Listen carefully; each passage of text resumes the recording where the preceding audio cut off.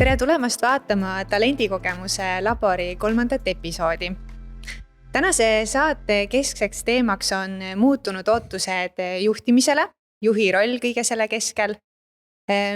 Mida peaks noor talent ja kogenud juht veel juurde õppima, et olla veel edukam? Kas selleks võiks olla tagurpidi mentorluse koostöö? Tänast saadet aitavad koos minuga lahti mõtestada Kaisa Pelt SEB-st ja Richard Tobrus Dibnor Estoniast. Kaisa ja Richard, palun tutvustage ennast vaatajatele ise, kes te olete ja millega te tegelete? Ma siis alustan. Mina olen Kaisa, mina olen SEB-s värbaja ja samas tegelen ka väliste tööandja brändi teemadega, et teen päris palju koostööd noortega ja samas on elu seal SEB-s viinud mind ka digiteemade juurde, näiteks digimentorina olen saanud ennast proovile panna. Mina olen Richard, töötan Dibnor Estonias juhatuse liikmena, juhin 3 meeskonda Eestis, Lätis ja Leedus. Olen päris pika staaži ja kogemusega ja ka pikalt toimetanud mentori ja coachina. Seetõttu need teemad on minu jaoks väga põnevad. Täna räägimegi siis külalistega, kuidas on juhtimine muutunud, millised on tänaste noorte talentide ootused enda juhile ja millise võimaliku arenguhüppe saavad mõlemad osapooled tagurpidi mentorlusest. Ja ma mõtlesin, et ma teen teiega ühe väikese soojendusharjutuse, siis metafoorikaartide näol. Et nagu te näete, siin laua peal on hulganisti pildikaarte, mida siis kasutatakse tihti mentorlus- ja nõustamissessioonidel. Ja ma palun teil mõlemal vaadata sealt välja üks kaart, mis teie silmade läbi iseloomustab juhtimiskultuuri tänasel päeval. Ja siis võiksite natukene paari sõnaga rääkida ka, et miks te just selle pildi valisite. Kumb teist alustada soovib? No ma võin. Ma ei tea, kuidas seda näidata saab, aga see on kena rada, mis läheb metsa sees, läheb künka taha ja ees on veidi teadmatust. Et pilt juba iseloomustab situatsiooni täna just selle poole pealt, et me tunneme, et asjad liiguvad kenasti mööda teed ja me oleme rajal. Ja samas me väga täpselt ei tea, mis seal tagapool toimetab. Ja oleme ikkagi optimistid ja usume, et need asjad laabuvad ka sealpool künkaharja. Vaade on ilus. Tõsi. Kaisa, mida sina valisid? Näitan kõigepealt teile. Valisin sellise mustvalge pildi, kus mina näen seda, et tänapäeva elutempo on nii kiire, nii muutuv ja seda nii juhtidel kui ka kõikidel nendel spetsialistidel, kes koos töötavad. Aga samas mingitel hetkedel juht on see, kes ikkagi tuleb, on hands-on kohal ja peab nende muutustega kas siis kaasa minema või siis võib-olla mingil hetkel, kui kas või näiteks digimaailma kogemused ei ole päris seal, kus nad võiksid olla või vajavad veel arendamist, siis võib-olla natuke mingis kohas tõmbavad pidurit, aga samas tulevad need noored ja aitavad jälle rajale tagasi ratta veerema panna. Te just mainisid, et tulevad need noored. Et minnes siit nüüd teemaga edasi, siis tegelikult võimegi öelda, et viimasel ajal on hästi palju räägitud sellest põlvkondade erinevuse teemast.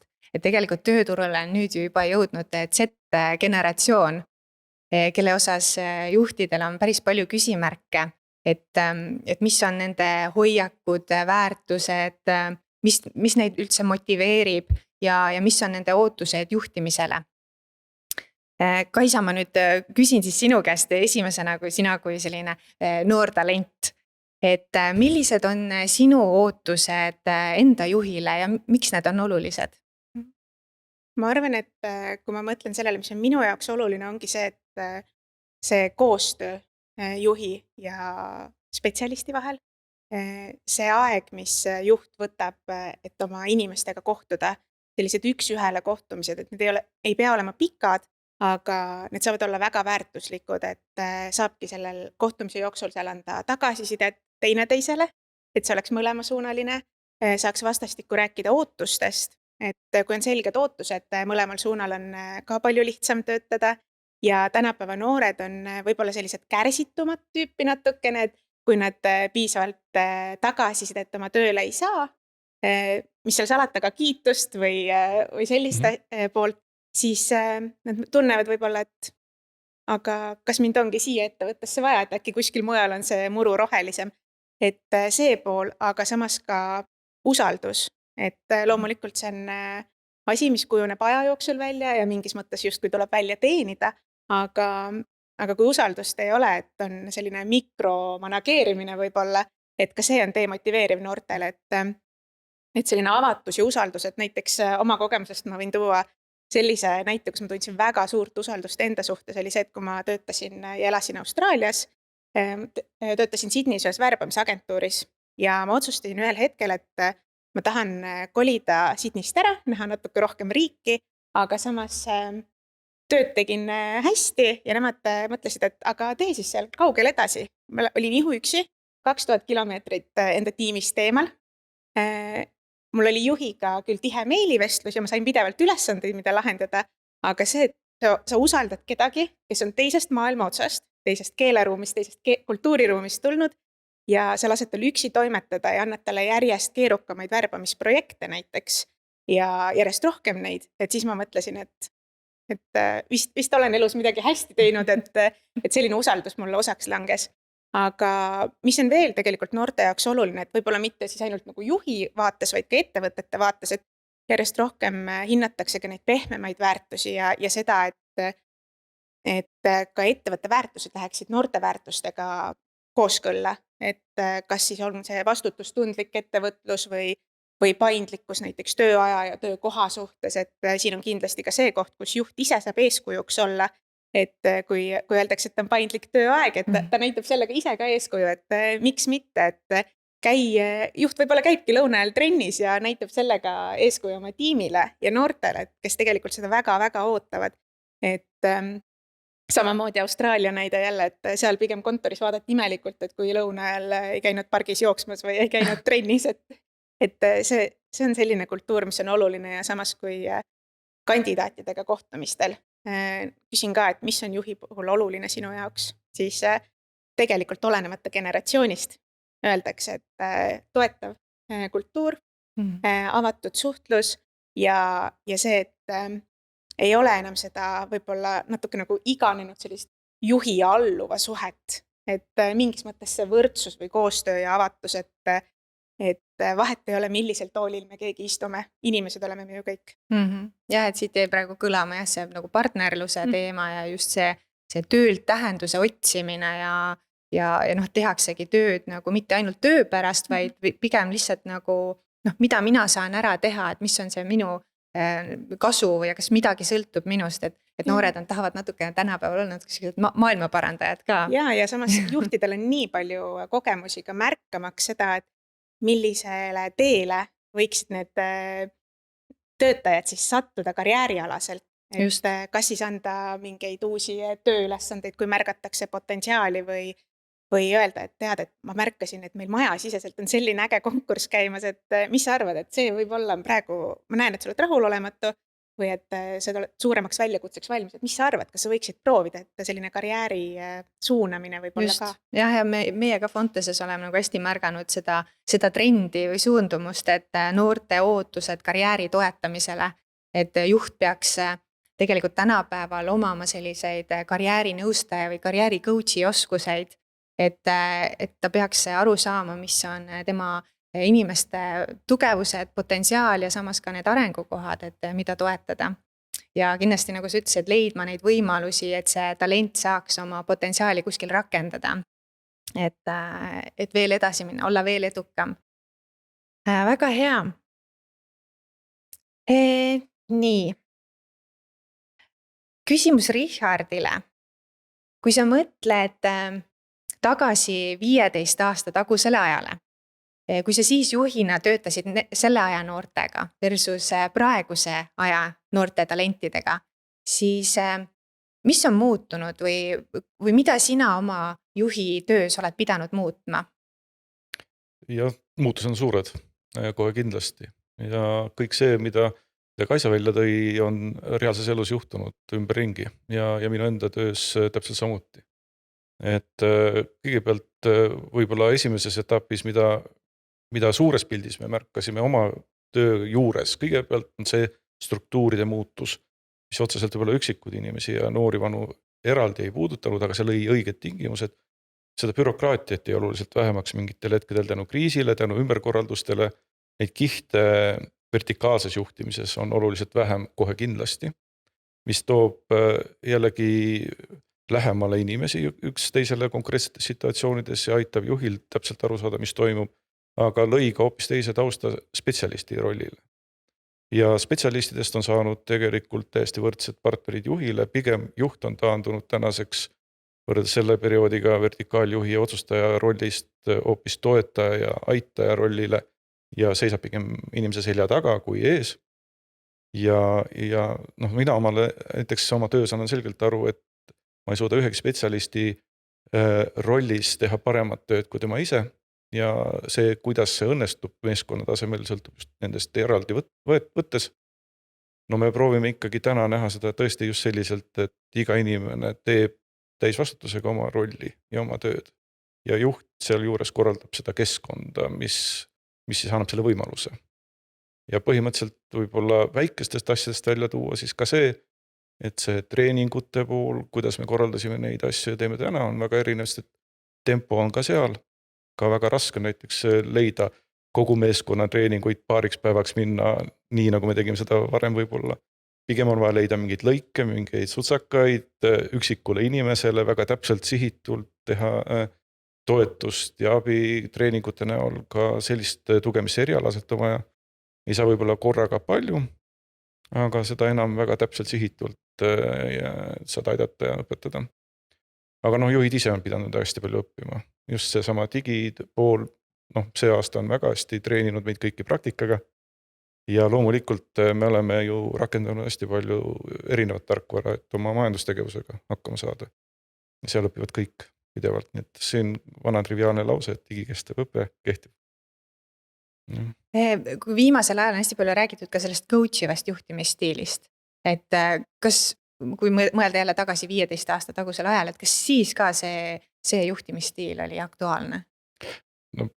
Päris oma lugu on ju see, et esimesed koolitused me saime Rootsis ja tegi seda peakontori siis nagu juhtkond korraldas.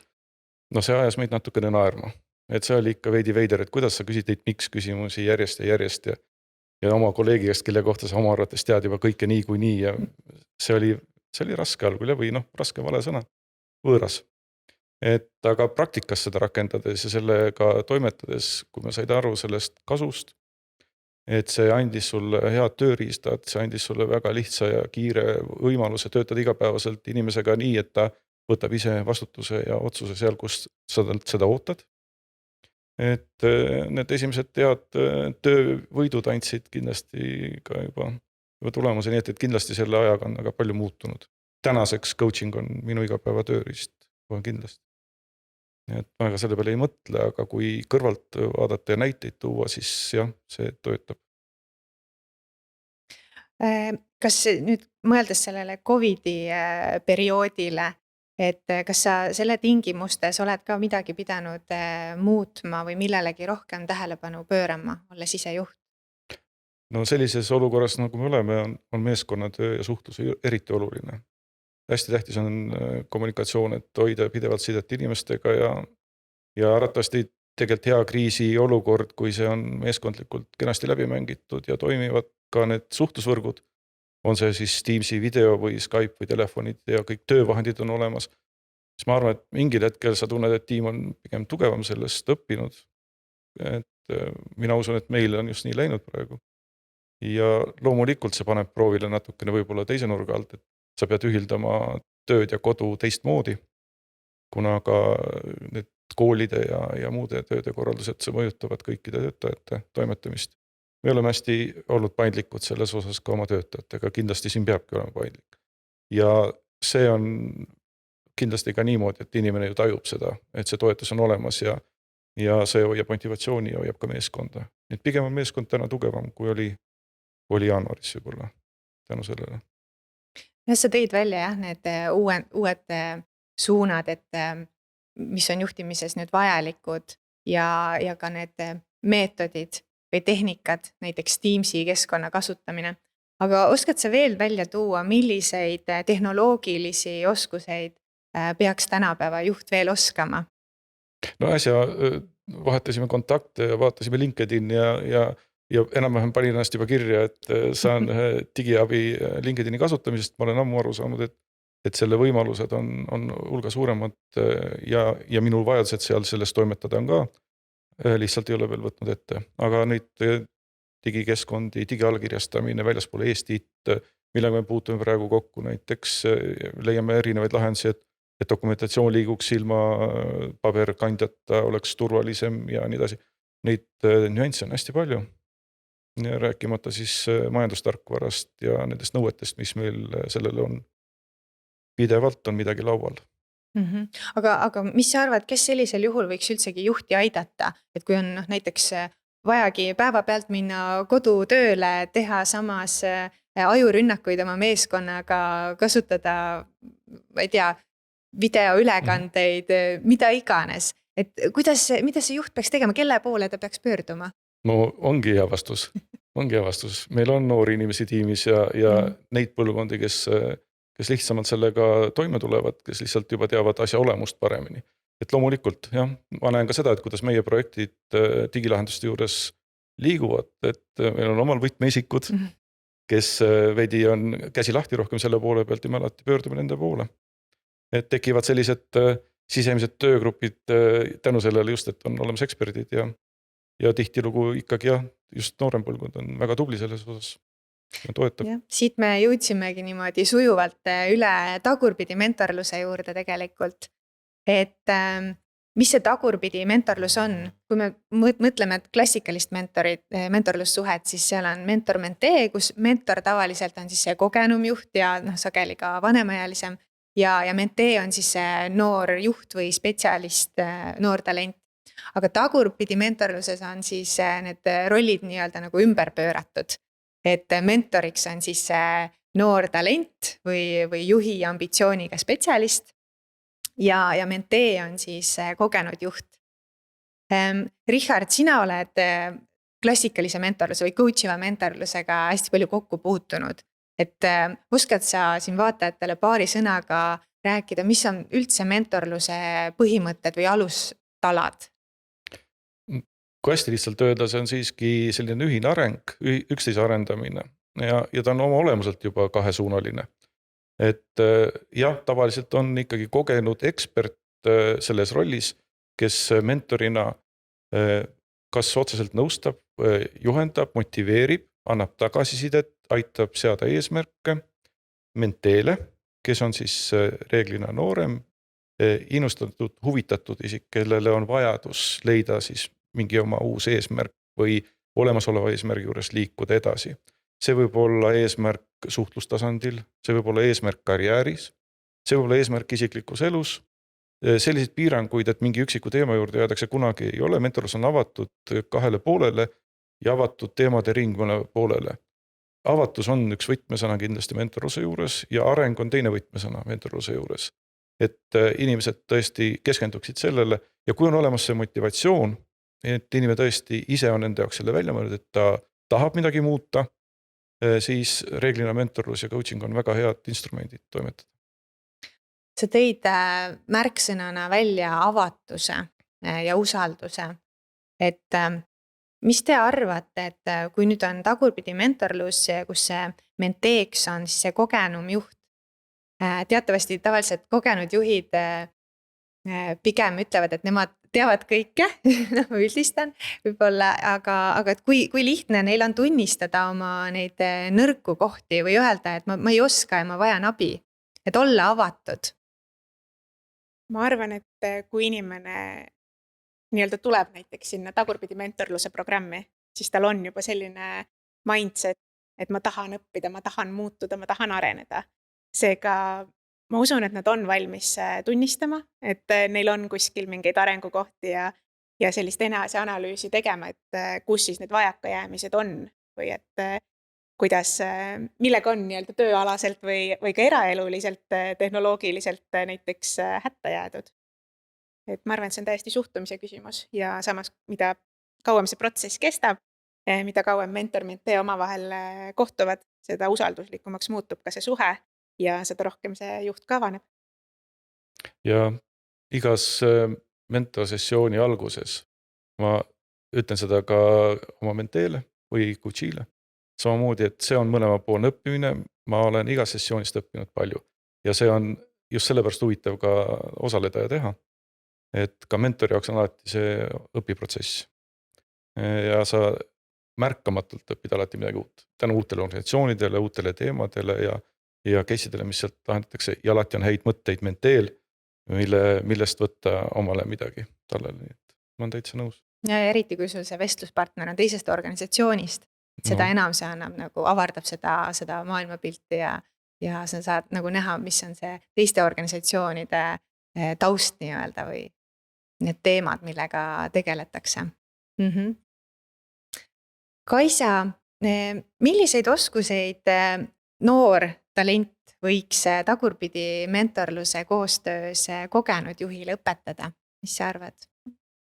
No Richard tõi ilusti siin 2 asja juba välja, et näiteks Teamsi kasutamine, et see tuli nüüd sellel aastal rohkem päevakorda, et kindlasti selliseid tehnoloogilisi koosolekuvõimalusi ja samas miks mitte ka seda, et kui juhil on ikkagi näiteks tarvis kas või vahel oma arvuti ühendada telekaga ja sinna panna see kaamera ja mikrofon külge, et ta sellega ka ise hakkama saaks, kui ei ole kedagi abiks, et kas või selliseid pisiasju. Samas nagu siin enne just nägime, et LinkedIniski, et kuidas kas või visiitkaart omavahel paberivabalt vahetada, et või kuidas teha professionaalne LinkedIni profiil ja millist kasu see võib tuua ka juhile endale ja tema ettevõttele, mida ta juhib, sellepärast et kui noored tulevad ettevõttesse, siis nad alati ikkagi vaatavad ju, et kes seal töötavad ja milline on see taust ja et kas see juht on selline, kellega potentsiaalselt võiks koos töötada, et tegelikult see on juba ka selline väike müügiargument juhile, et see profiil korda teha. Ja samas alati sealt vestlustest juhiga või ka tegelikult kolleegidega üleüldiselt, kui digiteemadel rääkida, et tuleb erinevaid asju välja, et olgu näiteks selleks siis kas või see, et kuidas paremini nimekirju teha, et sul ei oleks igal pool postitite peal kümned ja kümned nimekirjad, et kuidas sa saad seda teha telefonis või et Siuke efektiivsuse teema. täpselt, et olgu selleks siis töönimekirjad või poe ostunimekirjad, kus teed endale bulletitega listi ja siis sul asjad, mis maandusid ostukorvi, lähevad nimekirja lõppu, et kõigil on elu niimoodi lihtsam või kui sul on huvi näiteks podcastide vastu, siis mida mina märkasin, oligi see, et juht ütles mulle, et ma kuulan seda podcasti ja ma otsin neid nendest kohtadest. Ja siis mina küsingi, et aga miks sa niimoodi teed?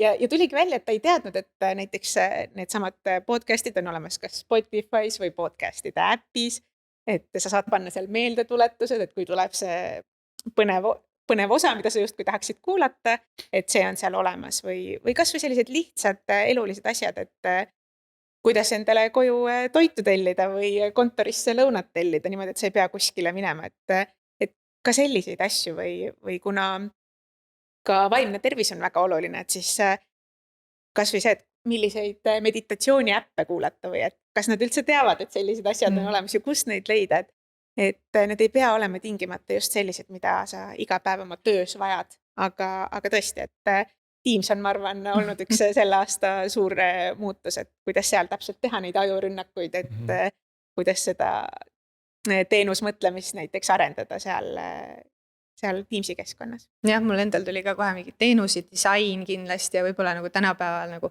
kommunikatsiooni teemad või turunduse teemad, et käia ajaga kaasas nii-öelda.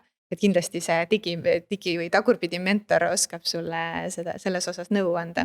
Aga lisaks kindlasti selle tagurpidi mentorluse teine pool on ka see, et kuidas siis suhestuda omavahel nii-öelda.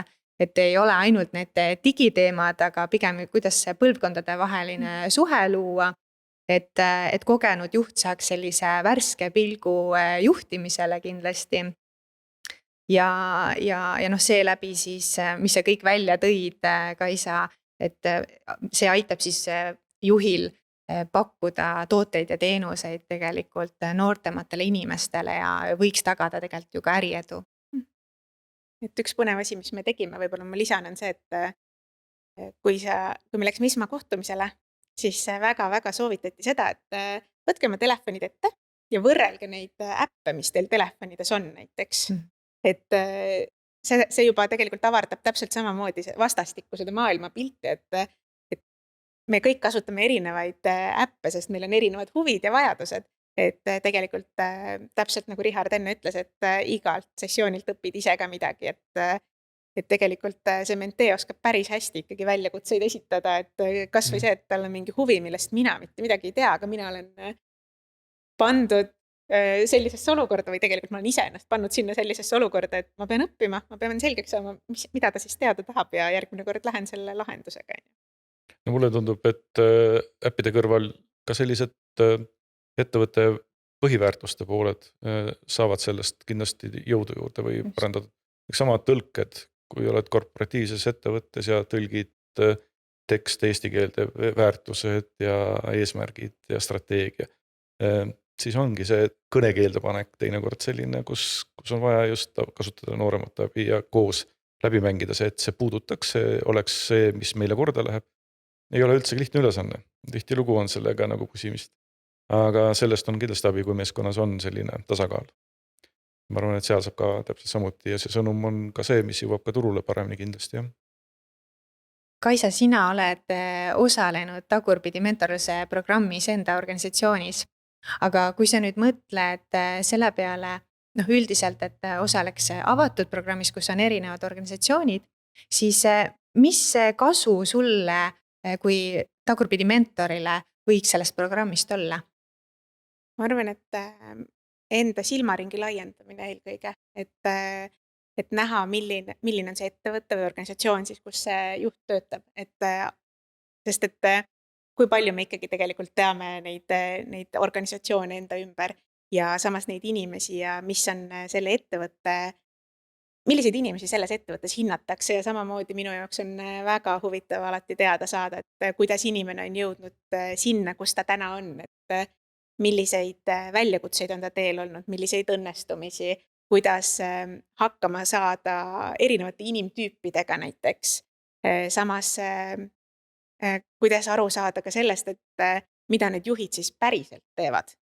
Et tegelikult me ju lõpuni keegi, ma arvan, et spetsialistidena ei tea, et mis seal toimub, et otseallikast saada seda infot, mis tegelikult väga huvitab ja õppidagi teistelt.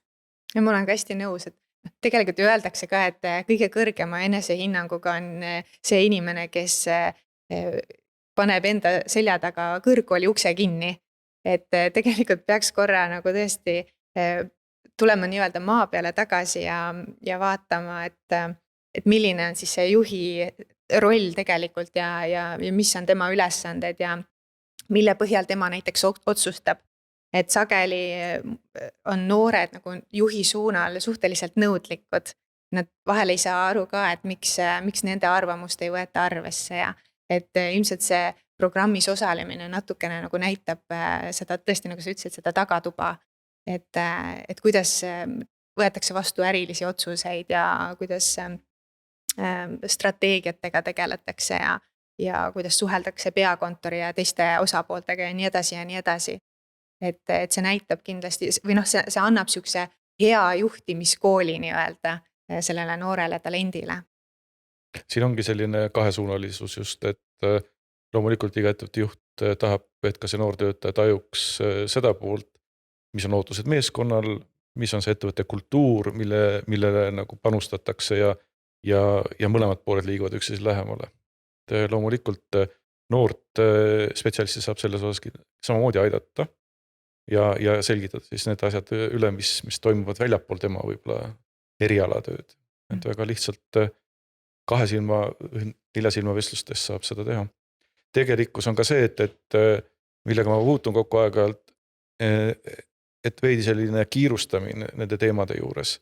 Et kui tullakse vestlusele sellise valmis valemiga või valmis ideega, siis need on üks sellised kohad, kus tuleb tempot veidi maha võtta.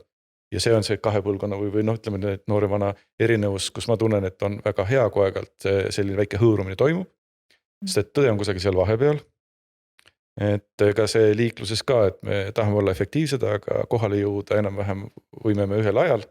Et mis sest, et üks vahetab ridu sagedasti ja üritab kuskilt pressida, aga valgusvoorid panevad asja paika. Et võib-olla me lõpus oleme koos seal joone peal ainult üks veidi rahulikumalt ja kindlamalt ja ohutumalt. Et see dialoog on kahesuunaline kindlasti. See aitab kindlasti, see kahesuunalisus nagu selles mõttes aitab kaasa sellele, et mulle tundub, et hästi palju räägitakse generatsioonide teemal sellest, kuidas kogenud juhid peavad hakkama saama siis noortega, õppima nagu aru saama nendest, aga tegelikult see peaks olema ju kahesuunaline. Et noor peaks ka tegelikult arvestama siis kogenud juhi mõttemustritega ja teda nagu respekteerima või austama. Et see kindlasti aitaks ka väga kaasa selle mõlemapoolse mõistmise edendamisele. Ma olen tähele pannud ka seda, et see tuleb ikkagi läbi meeskonnatööde selliste ühiste pehmete väärtuste väga tihti. Kui me teeme midagi koos, meil on praktikas oma seltskonnas mitmed ühised hobid, väljaspool tööd, ühised huvid, mis hommiku kohvitassi juures ka saab läbi arutada jälle, et kuidas siis läks ja saame seada uusi eesmärke, aga need on väljaspool tööd. Ja need on nagu sellised teemad, kus ei ole vahet, kui vana täpselt keegi on. Ja see loob väga head meeskonnatunnetust samamoodi, et lisategevused kindlasti on abiks ka väljaspool tööd. Kaisa, aga kui sa mõtled nüüd tagasi sellele ajale, kui sina olid mentor, siis milliseid oskuseid sina selles koostöös arendada said või mida sa pidid juurde õppima veel lisaks? Et tegelikult see koostööoskus, et kuidas on siis tegelikult niimoodi hästi lähedalt töötada koos juhiga ja talle midagi õpetada, et ma arvan, et see oli selline väga tore õppetund minu jaoks ja samas kuidas küsida neid õigeid küsimusi, et kuidas saaks talle päriselt kuidagi abiks olla, aga samas nagu Richard väga ilusti enne ütles, et tegelikult ka see, et see paindlikkus või valmidus nagu mingis mõttes muutuda, et ma võin ju minna sinna kohtumisele mingi kindla mõttega, et mida me nüüd tegema hakkame täna, aga ei pruugi see üldse niimoodi minna ja samas ka kannatlikkust, et lihtne on ju noorena näidata, et näe, vaata siin teed need asjad ära ja selge. Noore kärsitus tuleb sisse. Et see kannatlikkus, et võib-olla räägimegi 3 kohtumist üsna sarnasest asjast, aga samas mingis mõttes ka ma arvan sellist enesekehtestamisoskust, et ikka vahel juhtub, et annad näiteks mingi väikse koduülesande, see jääb tegemata, lükatakse paar kohtumist edasi, et kuidas nagu nendest olukordadest võitjana välja tulla, et natukene võib-olla õppisin koputama niimoodi südametunnistusele, et me teeme siin koostööd, et äkki leiame kas või, kui me tundi ei leia, leiame kas või pool, et see kompromisside leidmisoskus ka äkki. Sa teid just välja need asjad, mida tegelikult sa saad edaspidi kasutada enda töös ka. Et kus sa näiteks uusi oskusi rakendada saaksid? No ma arvan, et ma kõiki neid saan rakendada nii tööelus kui eraelus, et täpselt kas või see paindlikkus, et isegi kui ma lähen hommikul tööle mingi mõttega, et mul on kas või reaalne näide, et eile mõtlesin, et ma siis natukene mõtlen, et mis ma seal podcastis räägin. Ma ei jõudnud, aga ma püüdsin olla nii paindlik, kui ma vähegi saan. Et kas või see või siis täpselt see, et õigete küsimise oskus, et mis igapäevatöös väga kasuks tuleb just kandidaatidega vesteldes, et kuidas neid veel paremini avada. Mis te arvate, kas see tagurpidi mentorlus võiks siis olla selline uue ajastu juhtimiskoolitus noortele? Ja kindlasti.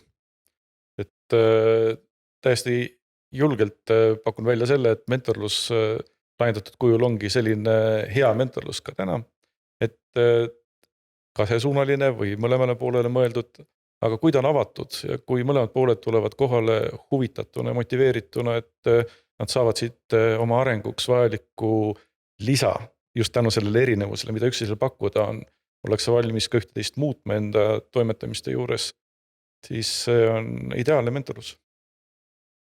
Richard, kui sa mõtled, et tahaks nüüd osaleda ka Tagurpidi mentorlusprogrammis menteena, siis millised ootused sul oleksid enda mentorile? Tegelikkus just need samad asjad, et ma eeldan seda, et ma saan rahulikult rääkida lahti oma probleemid, ma leian mõistmist ja kaasamõtlemist nende teemade juures, mis minu jaoks on tähtsad. Ma arvan, et ma loodan saada ka praktilisi häid mõtteid, kuidas asju teisiti teha, alternatiive, et ei pea tallama kogu aeg ühte sama rada, see on ka kindel. Ja kui see on just selline mentee-mentori vahetus, siis just paralleelsed alternatiivsed variandid teisiti, kuidas saab teha, et miks variantidele lisaks tuleks uusi võimalusi teha asju teistmoodi, kui ma täna teen. Ja loomulikult ma eeldan ka seda, et ma tunnen ennast paremini mentee rollis ikkagi ka, kui ma tunnen, et ma saan ka midagi panustada, et see toimib just niimoodi, et sellel on ka lisaväärtus mentori jaoks. Sest ma ise toimin teises rollis ka sedasi, ma arvan kõige paremini, et see on nagu win-win jällegi. Jah, see on päris põnev kindlasti. Kas on veel mingid teemasid, millest me täna ei rääkinud, aga te tahaksite veel esile tuua? Tahaksite kuidagi lõpetada tänase teema? Ma kordaks võib-olla ainult üle paar asja, mida ma arvan, et pean tähtsaks selle mentori ja coachi praktika juures, ongi see, et need programmid ja õpped õnnestuvad alati väga hästi siis, kui kohalolija on 100% kohal, kui ta on sellele pühendanud selle aja, kui ta on avatud ja ta teab, et see on tema jaoks kasulik, teda ei rünnata, teda ei ohustata, ta võib usaldada oma partnerit selles vestluses ja ta leiab selles vestluses alati ka tee, kuidas kulgeda edasi, et need eesmärgi seadmised ja mõtted on kenasti paigas.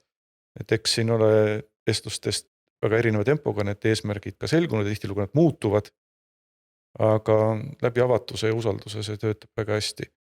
Ja kindlasti jah, selline enesesoov, et ma olen näinud ka seda, et see suunatud või väljaspoolt juhi poolt saadetud mentorprogrammi osalistel on alguses võib-olla veidi keerulisem.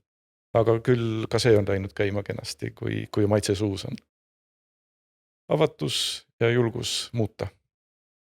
Ma arvan ka, et see julgus, see väljakutse vastu võtta mõlemal poolel siis ja omandada mingi uus oskus, sest et tänapäeva elutempo paneb meid pidevalt erinevatesse olukordadesse, kus me peame lihtsalt kas ajaga kaasa minema või siis me hakkame tempot aeglustama. Et tõesti, ma arvan, et see julgus ja mitte karta muutusi. Ja ma peangi ütlema, et Fontes tegelikult alustabki veebruaris Eesti täiesti esimese avatud Tagurpidi mentorluse programmiga, kuhu ootame siis noori spetsialiste ja juhi ambitsiooniga talente ning kindlasti ka kogenud juhte, kes on avatud muutustele ja arenemisele. Ja ma arvan, et me olemegi tänaseks teema kokku võtnud, rääkisimegi siis muutunud ootustest juhtimisele ja juhi rollile ning kuidas saavad siis noor talent ja kogenud juht koostööd teha Tagurpidi mentorluse raames. Aitäh, Kaisa, aitäh, Richard, et panostasite oma aega ja meil oli väga tore vestlus. Suur aitäh kutsumast! Aitäh!